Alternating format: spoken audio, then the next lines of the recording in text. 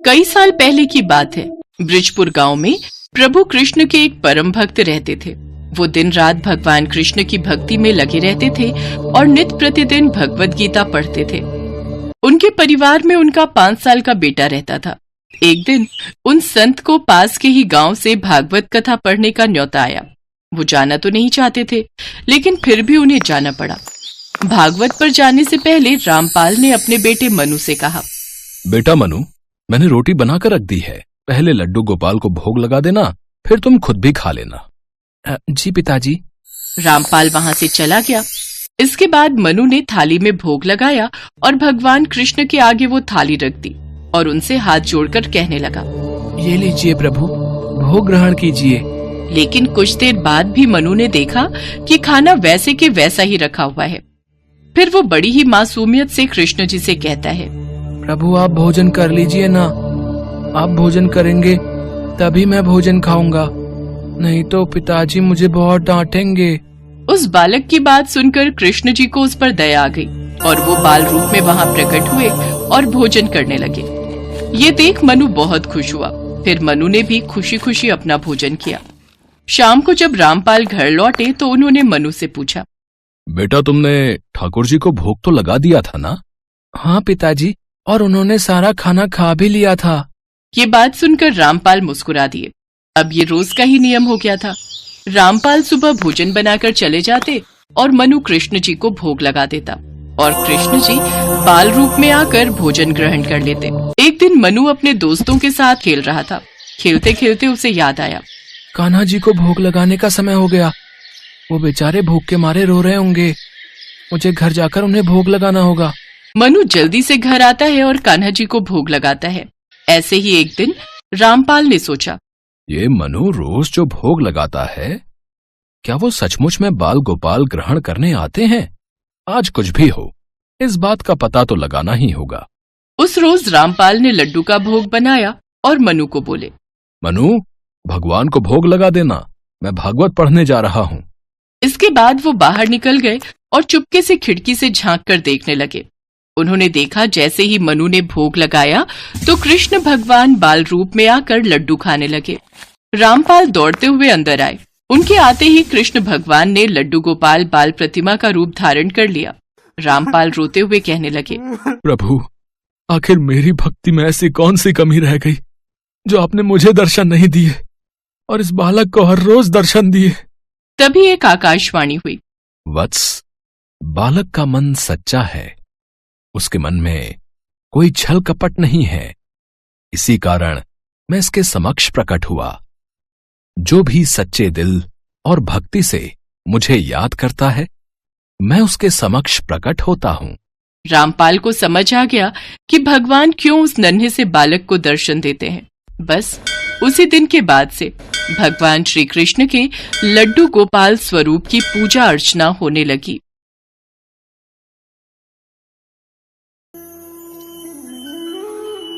हरिपुर गांव में चंदू नाम का एक दूध वाला अपनी पत्नी शांति और बेटी सुनैना के साथ रहता था। शांति स्वभाव से बहुत ही कंजूस थी। वो कभी भी किसी को 1 रुपया भी दान में नहीं देती थी। ओ सुनैना, ये दूध का भरा गिलास किसे देने जा रही है? माँ, वो एक बूढ़ी अम्मा दरवाजे पर खड़ी है, उन्हें बहुत भूख लगी है। माँ, हमारे पास तो बहुत सारा दूध है, मैंने सोचा थोड़ा सा दूध अम्मा को दे दूं। बड़ी आई गरीबों में फालतू का दूध बांटने वाली। ला इधर ला ये दूध का गिलास। पता है कितना महंगा दूध है ये? पाव भर दूध ऐसे ही दे दूं। और ये सब छोड़, तू जाकर ये मक्खन गांव में बेच कर आ। सुबह दूध बेचने गई तो मेरे पैरों में अभी तक दर्द हो रहा है। और कभी कोई कहे कि मक्खन के पैसे तेरे बापू को देंगे तो तू साफ बोल देना कि ये हिसाब अलग है और तेरे बापू अभी 8-10 दिन बाद ही शहर से लौटेंगे, तब तक इंतजार थोड़ी करेंगे। ठीक है माँ। सुनैना मक्खन बेचने चली जाती है। मक्खन ले लो मक्खन, ताजा ताजा मक्खन। अरे सुनैना बेटी, आज तू मक्खन बेचने आई है? सुबह दूध शांति दे गई थी। तेरे बापू घर पर नहीं है क्या? हाँ काकी, बापू कुछ दिनों के लिए शहर गए हैं। माँ सुबह दूध बेचने आई थी पर उनके पैरों में दर्द था, इसलिए अब मैं मक्खन बेचने निकली हूँ। अच्छा, ला 1 किलो मक्खन कर दे। और फिर इसी तरह सुनैना गांव में मक्खन बेचकर घर लौटी। उसके पास बहुत सारे पैसे थे। ये देखकर शांति खुश हो गई। अरे वाह, सुबह दूध की भी अच्छी कमाई हो गई और अब साथ ही साथ मक्खन भी बहुत अच्छे दामों में बिक गया। माँ, जब तक बापू नहीं आते तब तक मैं मक्खन बेच आऊंगी, इससे तुम्हें आराम मिलेगा। ठीक है, पर मक्खन अच्छे दामों में बेचना ताकि हमारी अच्छी कमाई हो। अब सुनैना रोज मक्खन बेचने जाने लगी। एक दिन सुनैना मक्खन बेचने जा रही थी। रास्ते में राधा कृष्ण मंदिर पड़ा। सुनैना कुछ देर आराम करने मंदिर की सीढ़ियों पर बैठ गई। तभी उसे मंदिर में पंडित जी द्वारा कही जा रही भगवान कृष्ण के बाल्यकाल की कथा की आवाज आई। यशोदा मैया भगवान कृष्ण के लिए रोजाना माखन निकाल कर रखती, पर कृष्ण को माखन इतना प्रिय था कि वो अपने मित्रों के साथ गांव की गोपियों का भी माखन चुरा कर खा जाते थे। गांव में जिस घर भी माखन बनता था, कृष्ण अपने सारी सखाओं के साथ झट से पहुंच जाते और ताजा ताजा मटकी का माखन खा लेते थे। कृष्ण को माखन बहुत प्रिय है। पंडित जी, क्या भगवान कृष्ण को आज भी माखन का भोग लगा सकते हैं? हाँ बेटी, क्यों नहीं। भगवान कृष्ण तो प्रेम के भूखे हैं और माखन तो उन्हें बहुत पसंद है। पर गांव के लोग केवल जन्माष्टमी पर ही भगवान कृष्ण को माखन खिलाते हैं, और दिनों में कोई माखन नहीं लाता। पंडित जी, चिंता मत कीजिए, अब मैं रोजाना कृष्ण के लिए माखन लेकर आऊंगी। ये लीजिए पंडित जी, मेरे पास बहुत सारा माखन है और इसमें से थोड़ा सा भगवान कृष्ण को खिला दीजिए। जीती रहो बेटी, खुश रहो। अब सुनैना रोजाना ही जब मक्खन बेचने जाती तो थोड़ा माखन भगवान कृष्ण के लिए निकालती और उसके बाद बचा हुआ माखन बेच देती। माँ, ये लो आज के माखन के पैसे। क्या बात है सुनैना, आजकल तू माखन के बहुत कम पैसे दे रही है, कहीं तू पैसों को खर्च तो नहीं कर देती? नहीं माँ, मैं तो सारा माखन बेच कर आती हूँ। वो तो लग रहा है गाय भैंस दूध पतला दे रही है, इसी कारण माखन कम निकलता है। कुछ तो गड़बड़ है, मुझे इसका पीछा करना होगा। जरूर सुनैना मेरे से झूठ बोल रही है। शांति सुनैना का पीछा करती है। सुनैना मंदिर के आगे जैसे ही रुकती है, शांति उसका हाथ पकड़ लेती है। ये तू मंदिर में कहाँ जा रही है? मैं तुझे माखन बेचने के लिए भेजती हूँ या खेलने के लिए? चल, अब से मैं भी तेरे साथ माखन बेचने जाया करूंगी। अकेले तू इधर उधर खेलती रहती है। अब क्या करूं, माँ तो मेरे साथ है। अब तो मैं मंदिर में राधा कृष्ण को माखन भी नहीं खिला सकती। शांति ने सुनैना के साथ मक्खन बेचने जाना शुरू कर दिया, इसलिए अब सुनैना मंदिर में राधा कृष्ण को मक्खन खिलाने नहीं जा पाती थी। ऐसे ही कुछ दिन बीत गए। एक दिन सुनैना बापू के साथ बाजार गई हुई थी। तभी पीछे से बहुत ही सुंदर सलोने दो बच्चे शांति के पास आए। मेरा नाम राधा है और इसका नाम कृष्ण है। हम दोनों मंदिर में रहते हैं। तो मैं क्या करूं? यहाँ क्यों आए हो? सुनैना हम दोनों को रोज माखन खिलाने मंदिर आती है, पर कुछ दिनों से वो नहीं आ रही थी, इसलिए हम दोनों खुद ही आ गए।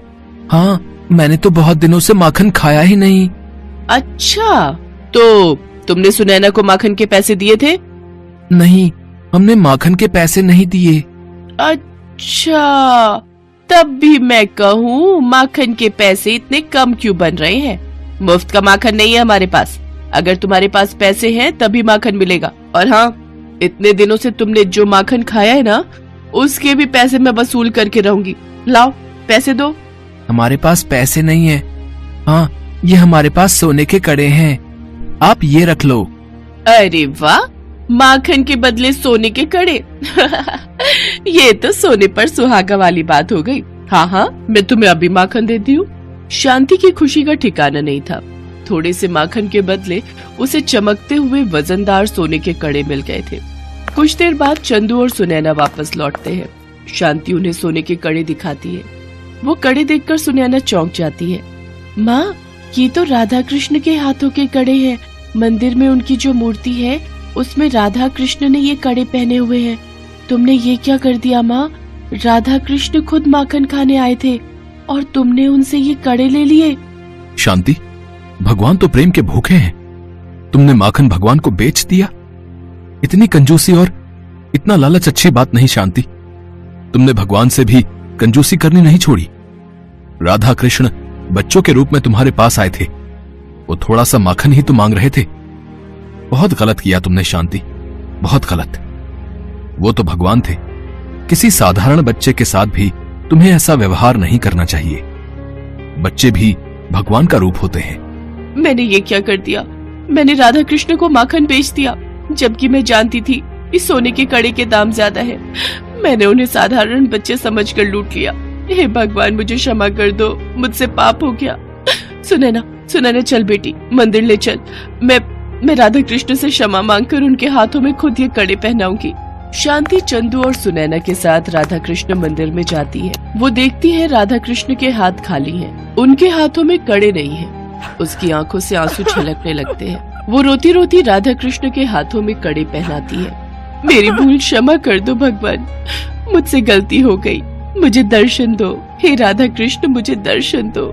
शांति की प्रार्थना पर राधा कृष्ण उसे दर्शन देते हैं। शांति, चंदू और सुनैना तीनों राधा कृष्ण के सामने शीश झुकाकर खड़े थे। राधा कृष्ण उन्हें आशीर्वाद देकर अंतर्ध्यान हो जाते हैं। उस दिन से शांति ने कंजूसी करना छोड़ दिया। शांति अपनी बेटी सुनैना के साथ रोजाना माखन का पहला भोग राधा कृष्ण को ही लगाती थी। उसके पश्चात ही वो माखन बेचा करती थी। शांति ने गरीब और मजबूर लोगों की भी सहायता करनी शुरू कर दी थी और अब वो दान पुण्य किया करती थी।